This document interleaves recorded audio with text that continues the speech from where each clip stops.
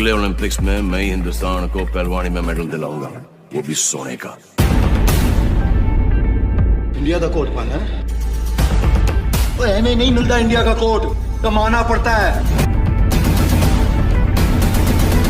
और वैसे भी आपका बॉक्सिंग करियर खत्म हो चुका है।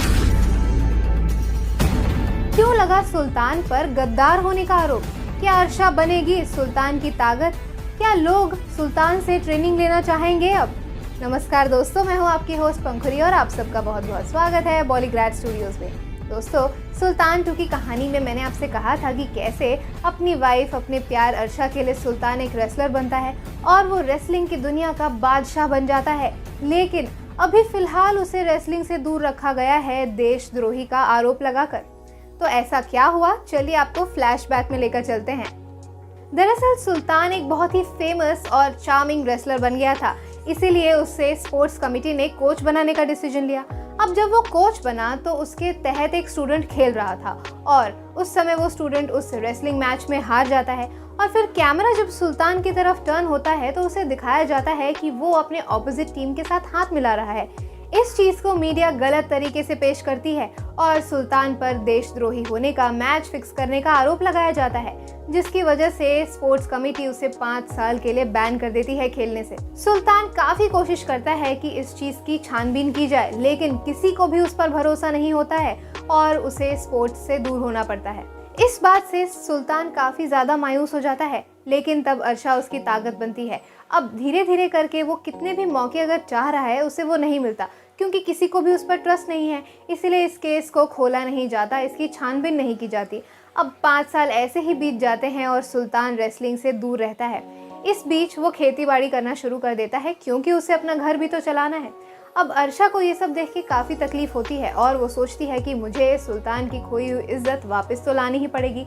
इसीलिए वो डिसाइड करती है और घर घर जाकर लोगों को समझाती है। वो उनसे कहती है कि अगर उन्हें रेसलिंग सीखनी है, एक अच्छा खिलाड़ी बनना है, तो उन्हें ज़रूर सुल्तान से आकर ट्रेनिंग लेनी चाहिए। लेकिन कोई भी उसकी बात पर विश्वास नहीं करता है और पूरे गाँव में सुल्तान की बदनामी हो रही होती है। उसके गाँव वाले भी उसे देशद्रोही ही समझ रहे होते हैं।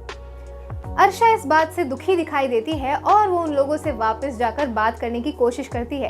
उन्हें समझाती है कि अगर किसी गलत फहमी की वजह से किसी की जिंदगी तबाह हो रही हो तो ये चीज़ अच्छी नहीं है और उन्हें सुल्तान को एक मौका ज़रूर देना चाहिए अपने आप को प्रूव करने का। अगले दिन वो वेट करती है कि कुछ लोग ज़रूर आएंगे सीखने सुल्तान से।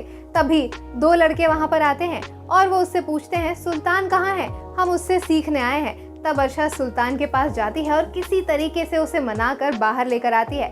फिर सुल्तान मान जाता है इन्हें ट्रेनिंग देने का। अगले दिन 2 और लड़के आते हैं और ऐसे ही देखते देखते 10 बच्चे उससे सीखने के लिए तैयार हो जाते हैं और सुल्तान उन सबको ट्रेनिंग देता है।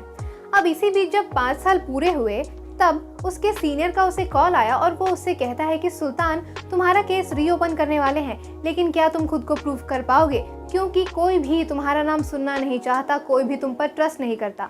अब इस समय सुल्तान को मौका मिलता है जवाब देने का और वो अपने सीनियर को वापस फ़ोन करके कहता है, सर मैं अपने आप को प्रूव करने के लिए रेडी हूँ, मुझे एक मौका दीजिए।